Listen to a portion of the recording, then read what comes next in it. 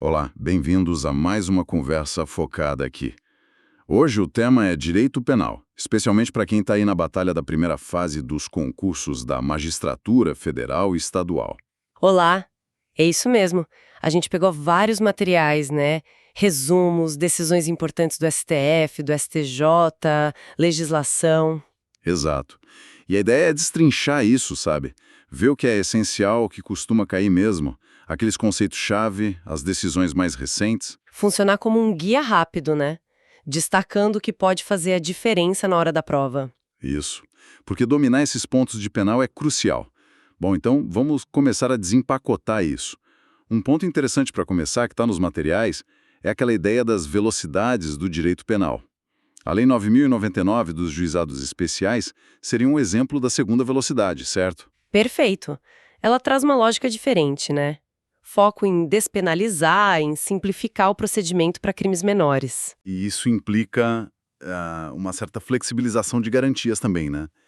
Para buscar essa eficiência. Exatamente. É um marco dessa busca por consenso em casos de menor potencial ofensivo. E antes de entrar nos princípios mais dogmáticos, digamos assim, vale a pena só contextualizar um pouquinho as teorias criminológicas que os materiais citam. Boa ideia. Tem as teorias de conflito, que olham para o crime como reflexo de luta de classes, bem na linha marxista. Aí tem a do etiquetamento, o labeling approach, Goffman, Becker. Essa é famosa. A ideia de que o crime é um rótulo, né? Que o sistema aplica. Isso, não uma qualidade da pessoa ou do ato em si. E a teoria da anomia, do Merton. Aquela tensão entre o que a sociedade valoriza, tipo sucesso, e os meios que ela oferece para chegar lá. Isso geraria adaptações, e uma delas, a inovação, poderia levar ao crime.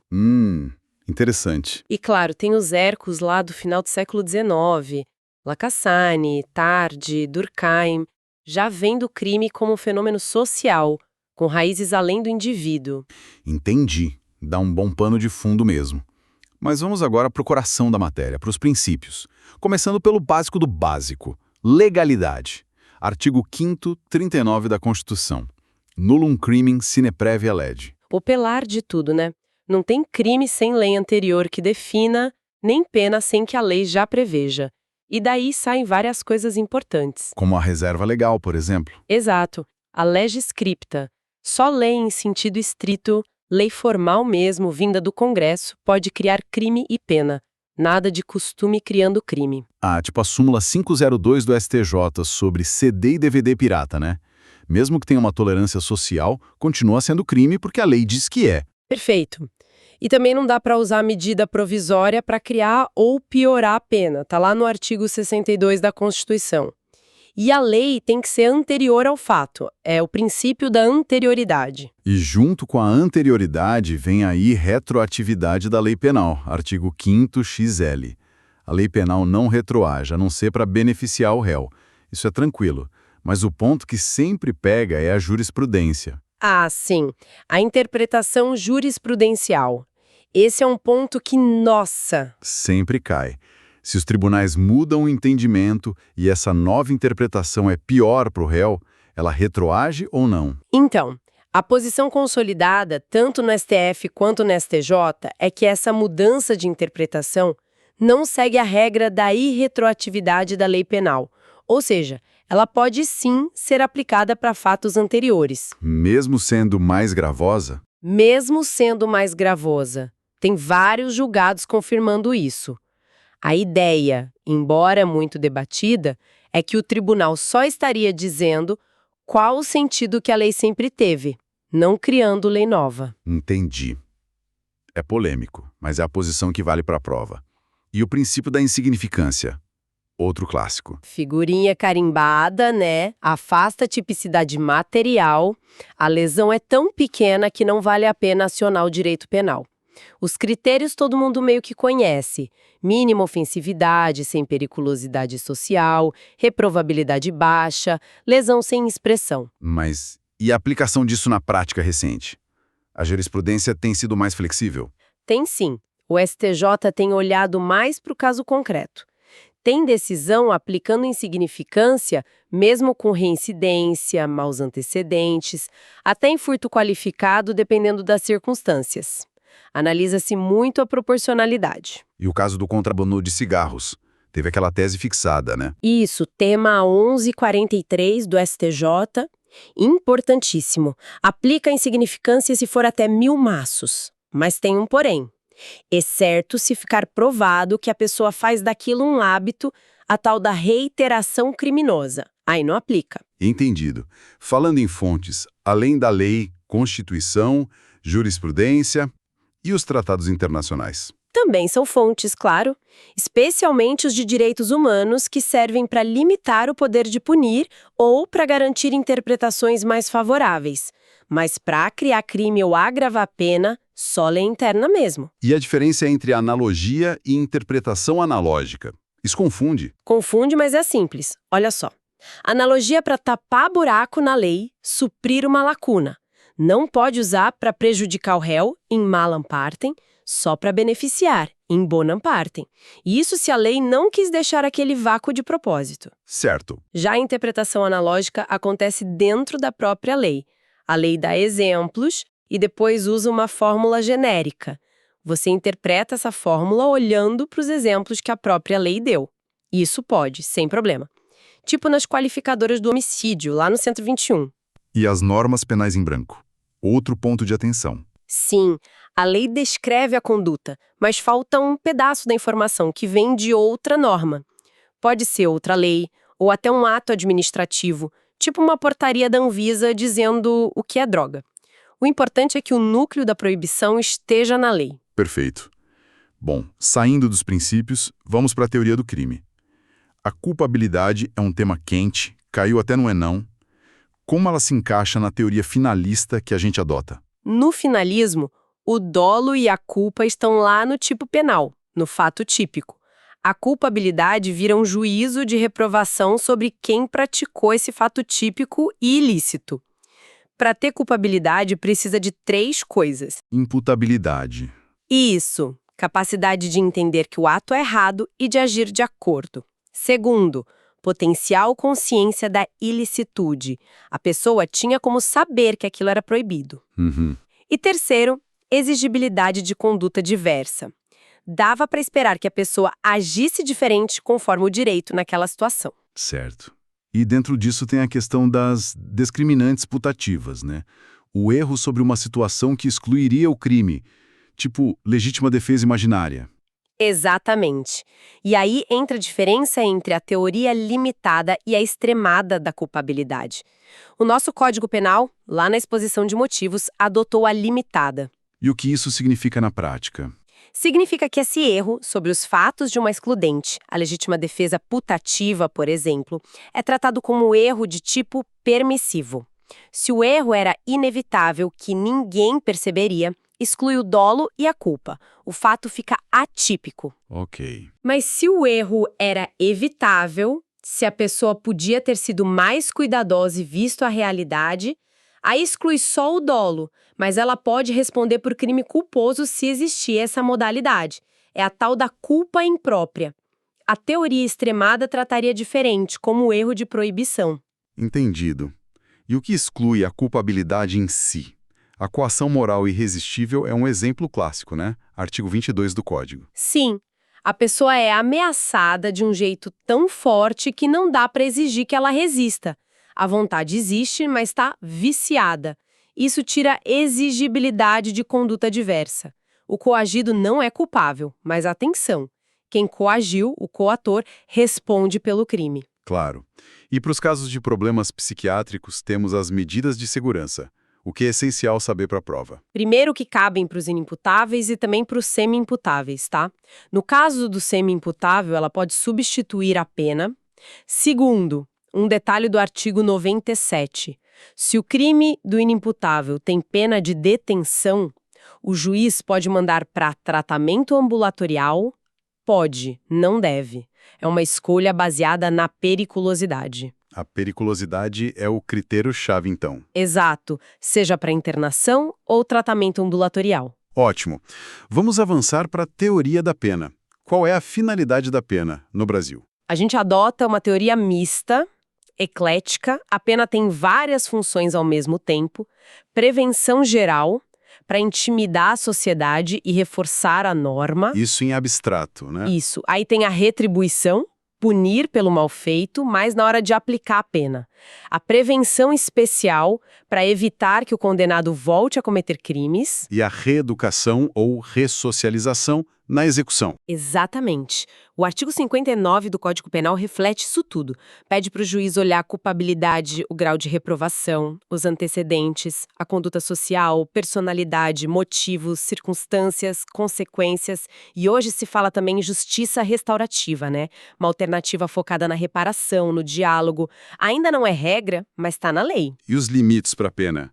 O que não pode de jeito nenhum? A Constituição proíbe pena de morte, saldo-guerra, pena perpétua, e isso vale para as medidas de segurança também, não podem ser sem prazo definido. Trabalhos forçados. Mas peraí, o preso não tem que trabalhar. Tem. O trabalho do preso é um dever. Recusar sem motivo é falta grave na LEP. O que não pode é o trabalho forçado como pena em si, tipo escravidão. Também não pode banimento e pena cruel. E o Código Penal limita o tempo máximo de prisão a 40 anos, artigo 75. E a prisão antes de acabar o processo. Só cautelarmente. Preventiva ou temporária, se tiver motivo. A regra para quem respondeu solto é começar a cumprir a pena só depois do trânsito em julgado final. Certo. Agora, um ponto que sempre dá nó. Maus antecedentes versus reincidência. Especialmente depois daquela decisão do STF no tema 150. Ah, sim. Essencial diferenciar. Reincidência é cometer novo crime depois de já ter uma condenação definitiva por crime anterior. Artigo 63. E tem aquele prazo de 5 anos, né? Isso, sistema da temporariedade. Artigo 64. Depois de 5 anos que a pena anterior acabou ou foi extinta, aquele crime não gera mais reincidência. O STJ diz que esse prazo conta também do livramento condicional não revogado. Ok. E os maus antecedentes? São outras condenações definitivas que a pessoa tenha, mas que não configuram reincidência. Ou porque o crime novo foi antes do trânsito em julgado da condenação anterior, ou porque já passou o prazo de 5 anos da reincidência. E aí vem o STF no tema 150. A decisão que disse que não tem prazo. Exato. Para fins de maus antecedentes, lá na primeira fase da dosimetria, o STF disse que não se aplica o prazo de 5 anos. Condenações antigas, mesmo que não gerem mais reincidência, podem ser usadas para negativar os antecedentes. É o sistema da perpetuidade para os maus antecedentes. Nossa, isso muda tudo na primeira fase. E já que entramos nela, vamos falar da dosimetria da pena. Sistema trifásico. Como funciona? Artigo 68 do Código. Primeira fase, pena base. O juiz pega a pena mínima do crime e vai aumentando conforme as circunstâncias do artigo 59 que forem ruins para o réu. Culpabilidade alta, maus antecedentes, conduta social ruim, etc. E quanto aumenta para cada circunstância ruim? Tem uma regra? Não tem regra matemática fixa na lei, mas o STJ tem usado muito a fração de 1/16 sobre a pena mínima para cada uma, mas às vezes aparece 1/8 sobre o intervalo entre mínimo e máximo. Não é algo absoluto. Um ponto interessante. O STJ já aceitou que a repercussão internacional do crime pode ser considerada como consequência negativa. Entendi. E a segunda fase? Agravantes e atenuantes. Isso. São circunstâncias definidas na lei, nos artigos 61, 62 para agravar e 65 e 66 para atenuar. Exemplos de agravante: reincidência, motivo fútil, crime contra a criança. Mas cuidado com bis in idem. Se a circunstância já qualifica o crime, não pode agravar de novo. Certo. E teve aquele julgado sobre crime sexual, né? O tema 1215. Sim, o STJ disse que pode acumular agravante de violência doméstica ou relação de hospitalidade, artigo 61(2)(f), com a causa de aumento por ser parente, tutor, patrão, artigo 226(2). Só não pode se a única relação for a de autoridade, aí só aumenta. E das atenuantes? A confissão sempre dá o que falar. Sempre. O STJ pacificou. Se a confissão foi usada para condenar, mesmo que tenha sido lá no inquérito, informal, parcial, tem que atenuar a pena. Não importa se o réu tentou se defender junto. Usou para condenar, atenua. E se tiver agravante e atenuantes juntas? Quem pesa mais? O artigo 67 diz que algumas são preponderantes, motivos do crime, personalidade e reincidência. O STJ, por exemplo, já disse que a confissão, ligada à personalidade, pode pesar mais que a dissimulação. Mas o mais importante é que, nessa segunda fase, a pena não pode ir abaixo do mínimo legal, súmula 231 do STJ. Não pode mesmo com atenuante. E a terceira fase? Causas de aumento majorantes e diminuição minorantes estão espalhadas pelo Código e leis especiais. Se tiver mais de uma do mesmo tipo, só aumento ou só diminuição, a regra do Código diz para aplicar só a que mais aumenta ou diminui. Mas o STJ flexibiliza isso, né? Flexibiliza. Admite aplicar mais de uma ou usar as outras como circunstância judicial lá na primeira fase ou como agravante genérica na segunda. Se tiver uma de aumento e uma de diminuição, aplica as duas. Normalmente, primeiro aumenta, depois diminui. E a detração, o tempo de prisão provisória? Conta. Artigo 42. Desconta da pena final. E o juiz da condenação já tem que considerar esse tempo para definir o regime inicial de cumprimento. Artigo 387, parágrafo 2º do CPP. Ok. Saindo da dosimetria, vamos para as alternativas à prisão. Penas restritivas de direitos, as PRDs. Quando cabe substituir a prisão por elas? Os requisitos estão no artigo 44 do CP. Tem os objetivos, pena até 4 anos, crime sem violência ou grave ameaça à pessoa. Essa é a regra geral, né? Regra geral. Tem uma exceção do STJ para infração de menor potencial. E o crime não pode ser culposo se a pena for de 1 ano ou menos. E tem os requisitos subjetivos. Não ser reincidente em crime doloso, salvo exceção do parágrafo 3º, e as circunstâncias do artigo 59 serem favoráveis, indicando que a troca é suficiente. E se a pessoa descumpre a PRD? Volta para a cadeia. Volta, ocorre a conversão em pena de prisão pelo tempo que faltava a cumprir da PRD, descontando o que já foi cumprido, mas respeitando um mínimo de 30 dias de prisão. Essa conversão também pode acontecer se a pessoa for condenada por outro crime enquanto cumprir a PRD, aí o juiz da execução decide. O STJ diz que essa possibilidade de reconversão é parte da própria natureza da PRD. Entendi. Outro ponto crucial. Concurso de crimes. Material, formal, continuado. Como diferenciar? Vamos lá. Concurso material, artigo 69. Mais de uma ação, mais de um crime. Soma tudo. Simples assim. Pode ser de crimes iguais, homogêneo, ou diferentes, heterogêneo. Ok. E o formal? Artigo 70. Uma ação só, mas que causa mais de um crime. Aqui tem 2 situações. Se a pessoa quis os vários resultados ou assumiu o risco, chamado de concurso formal impróprio, aí soma as penas também, igual no material. Uhum. Agora, se ela não queria os vários resultados, concurso formal próprio, aí pega a pena do crime mais grave e aumenta de 1/6 até a metade. É a exasperação. Mas se somar as penas for melhor para o réu, aplica a soma. Certo. E o crime continuado? Artigo 71. Vários crimes da mesma espécie, cometidos de forma parecida, em tempo e lugar próximos, de modo que um parece continuação do outro. Nesse caso, pega a pena de um só crime, o mais grave se forem diferentes, e aumenta de 1/6 a 2/3. Mas isso não vale para quem faz do crime profissão, o criminoso habitual. E as penas de multa nesses concursos todos? Multa soma sempre. Artigo 72. Não tem exasperação para multa. E uma súmula importante, a 243 do STJ. Não cabe suspensão condicional do processo, lá da Lei 9.099, se, por causa do concurso de crimes, a soma das penas mínimas ou a pena mínima aumentada passar de 1 ano. Perfeito, estamos chegando ao fim. Vamos só recapitular uns julgados e pontos fortes que a gente falou. Aquela da perpetuidade dos maus antecedentes do STF. Tema 150, crucial. A não irretroatividade da jurisprudência mais grave. A insignificância nos 1000 maços de cigarro da STJ, tema 1143. Acumulação da agravante com a majorante em crime sexual. tema 1215 do STJ.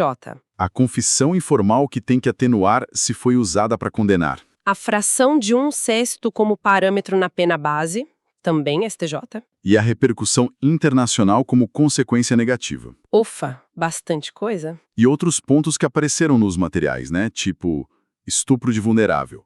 O STJ dizendo que qualquer ato libidinoso já consuma e que admite tentativa sim nesse caso. Corrigindo uma menção anterior que talvez tenha sido ambígua, o julgado fala em admissão da tentativa. Teve também um caso concreto que afastou a Lei Maria da Penha numa relação professor-aluna. E a menção ao compliance, o papel preventivo nas empresas. Então acho que demos uma boa varrida, né? Dos fundamentos até a execução, focando na jurisprudência e no que cai em prova. Tudo com base nos materiais.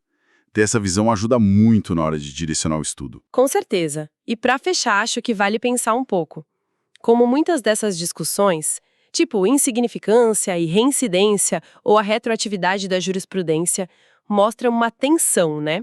Entre garantir direitos e buscar eficiência penal. É verdade. Garantismo versus eficiência. Isso. E essas tensões aparecem nas velocidades do direito penal, até naquele conceito polêmico de direito penal do inimigo. Elas estão por trás de muitas decisões. Então fica a reflexão. Como será que o examinador pode explorar isso na prova? Boa pergunta. É um estímulo para não só decorar, mas tentar entender a lógica, as visões em jogo. E, claro, continuar sempre de olho na jurisprudência, porque o direito penal não para. Exatamente. Esperamos que essa nossa conversa sirva como um bom ponto de partida para os estudos de cada um, usando as fontes originais. O caminho é longo, mas focar no essencial ajuda demais. Bons estudos!